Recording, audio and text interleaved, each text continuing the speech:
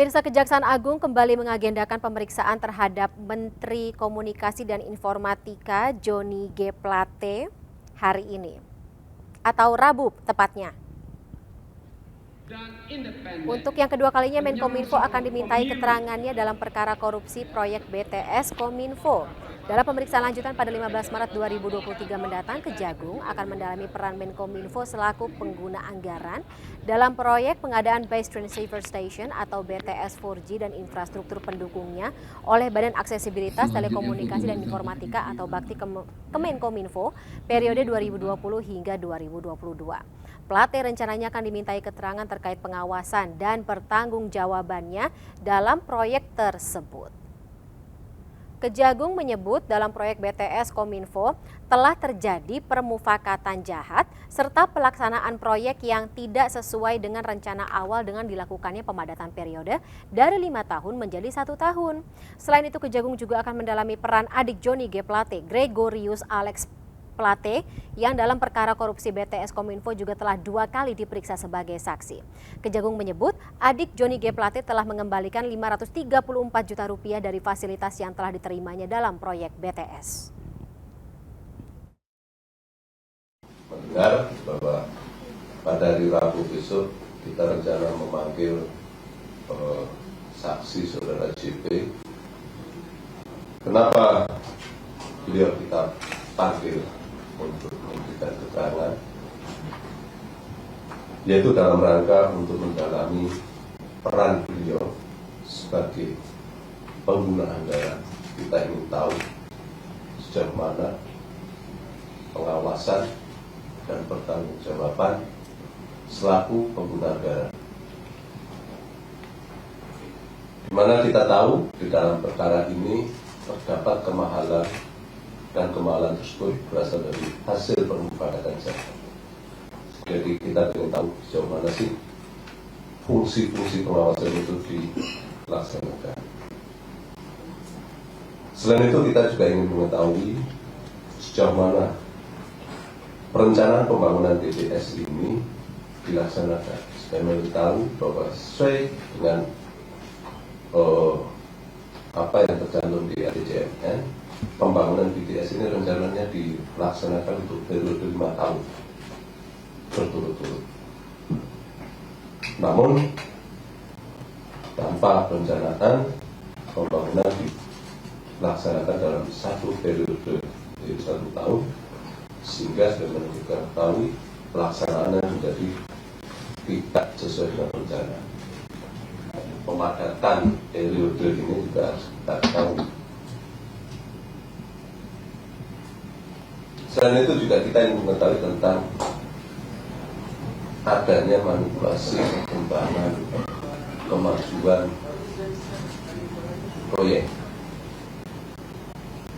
yang awalnya belum mencapai 100%, di dalam laporan dipaksakan seolah-olah sudah mencapai 100%, dapat dicapai 100%, sehingga dapat dilakukan pembayaran. Meskipun belakangan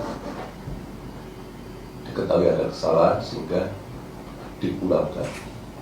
Nah, ini kita ingin tahu sejauh mana pertanggungjawabannya. Dan tentunya kita juga ingin tahu fasilitas yang telah dinikmati oleh saudara GAP, adik yang bersangkutan, apakah itu terkait dengan jabatan yang bersangkutan atau tidak. Namun yang jelas sampai saat ini fasilitas yang diterima telah dikembalikan sejumlah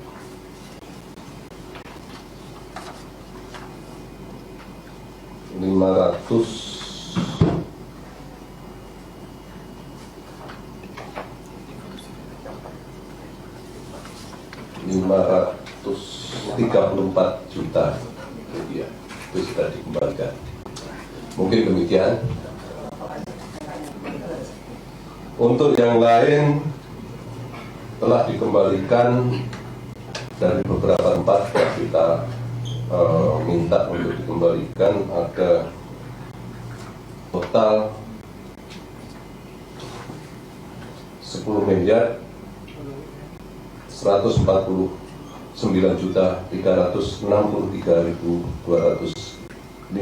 rupiah. Ya.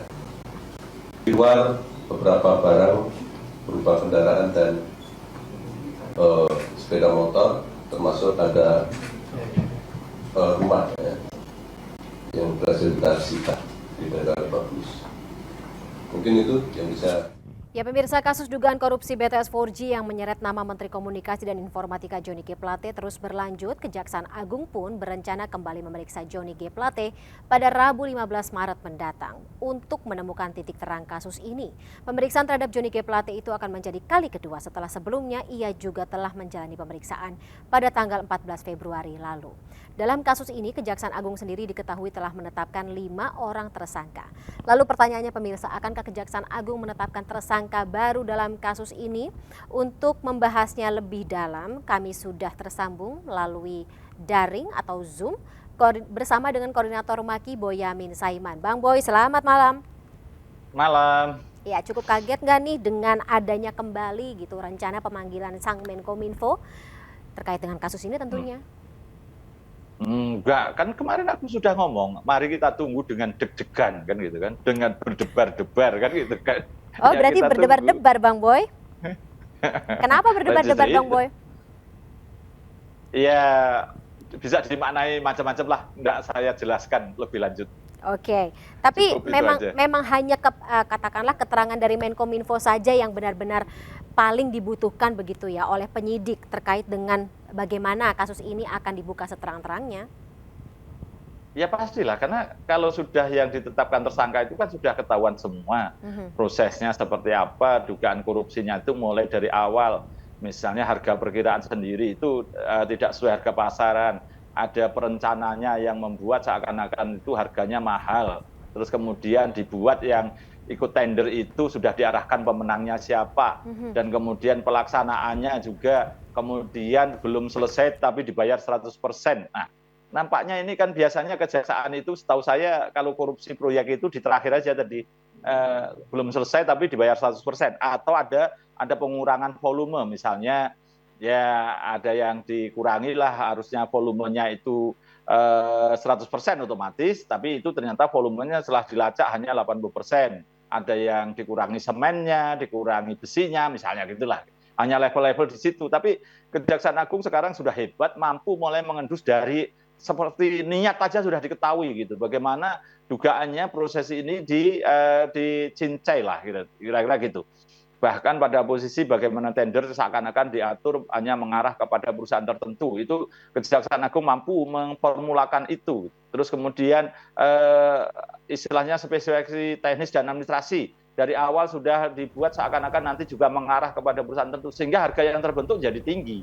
Harga yang terbentuk bisa mahal karena harga perkiraan sendiri tidak sesuai mekanisme pasar. Kalau kepentingannya itu sudah diatur, diarahkan namanya tender, ya pasti harga yang terbentuk diduga tinggi. Gitu. Nah itu kemudian kerugian negara menjadi lebih membesar lagi. Dan itu hebatnya Kejaksaan Agung. Dan sudah selesai kok. Itu. Jadi tinggal peran-peran yang lain didalami, apakah kemudian peran yang di atas, di kanan, atau di kiri, di bawahnya itu diduga terlibat. Ini hanya untuk memperdalami kenapa sampai Pak Menteri ini dipanggil 2 kali itu ya didalami apakah beliau satu tahu pengguna anggaran itu bagaimana diduga seperti tadi dikatakan mulai dari awal sampai akhir itu. Terus kedua juga pengawasannya apakah longgar atau bahkan malah memberi kesempatan kepada oknum-oknum untuk nakal. Nah kalau itu ketemu ya mohon maaf kita harus berdebar-debar lagi gitu. Baik. Sebelum saya ingin menanyakan terkait dengan kira-kira kalau dari perspektif Bang Boyamin materi pemeriksaan kedua kalinya Menkominfo diperiksa atau dipanggil oleh Kejagung ini nantinya akan seperti apa. Tapi saya ingin katakanlah kalau kita mau melakukan cocoklogi Bang Boyamin gitu kan kemarin dari adik Menkominfo sendiri kabarnya sudah mengembalikan uang sebesar 534 juta rupiah yang katanya fasilitas diterima yang bersangkutan terkait pengadaan menara BTS atau BTS 4G dan infrastruktur pendukung 2, 3, 4, dan 5 bakti Kemenkominfo. Pasti ada hubungannya dong dan dikhawatirkan ini juga salah satu bentuk tindak pidana pencucian uang atau money laundering. Bagaimana? Gini, pasal 4 Undang-Undang nomor 31 tahun 99 menyatakan dengan tegas pengembalian kerugian negara tidak menghapus pidana. Oke. Jadi kalau toh ada yang mengembalikan itu tapi dugaannya keterlibatannya kuat, ya tidak ada halangan untuk menetapkan yang bersangkutan jadi Tetap tersangka. bisa ya. Gitu. Itu yang pertama. Jadi terus kedua berkaitan dengan tadi kan fasilitas dari bakti misalnya, artinya kan dari instansi pemerintahannya. Nah, apakah kemudian Kejaksaan Agung nanti juga akan menemukan bukti baru, misalnya dugaan juga dapat fasilitas dari perusahaan swastanya atau dari rekanannya atau dari pemborongnya. Nah, itu nanti Kejaksaan Agung apakah semakin hebat, semakin pinter bisa mengendus sana dan bisa punya bukti, ya kita tunggu lagi dengan berdebar-debar lagi. Gitu. Soalnya ya barang-barang yang disita. Dugaan, pertanyaanmu belum aku jawab. Oke, tapi monggo. kan pencucian uang.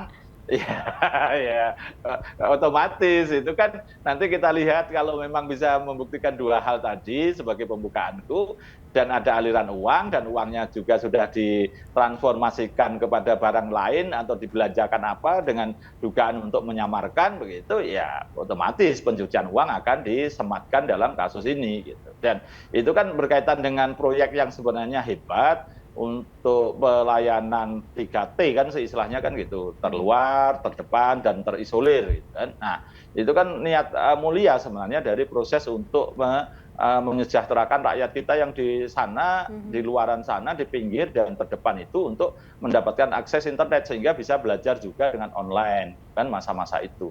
Tapi nampaknya kok dugaan tujuan mulia ini kemudian ditumpangi oleh kepentingan pihak-pihak tertentu untuk mendapatkan keuntungan materi. Nah, Kejaksaan Agung hebat betul sekarang bisa mengendus sampai level-level sampai, menurut saya ini betul-betul prestasi Kejaksaan Agung sampai A sampai Z bisa mengetahui teknis prosesnya sampai tadi ya HPS ya perencanaan mengarahkan tertentu tendernya itu sudah jelas kok, artinya itu kan sudah dirumuskan dan menjadi pernyataan resmi dari Kejaksaan Agung. Pak Kun tadi Direktur Penyidikan ketika jumpa pers dulu juga saya cermati bagaimana saya itu terkaget-kaget terus terang aja, wah hebat betul sekarang Kejaksaan Agung A sampai Z.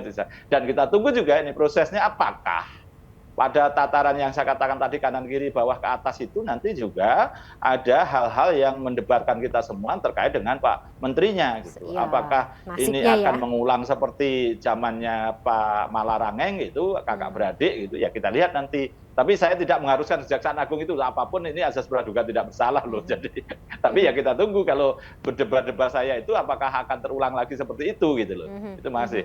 Baik. Kalau misalnya ya terulang atau tidak terulang lagi, memang yang menjadi ironisnya adalah kalau tadi seperti Bang Boy katakan ini proyek yang sebenarnya niatnya mulia gitu. Dan kita tahu proyek yang tadinya niatnya mulia yang dilakukan oleh kementerian dan juga pihak eksekutif lainnya di negara ini bukan kali pertama akhirnya ditunggangi oleh kepentingan-kepentingan yang ternyata berakhir buruk gitu dan merugikan tidak hanya kerugian negara tetapi juga bagi masyarakat yang membutuhkan.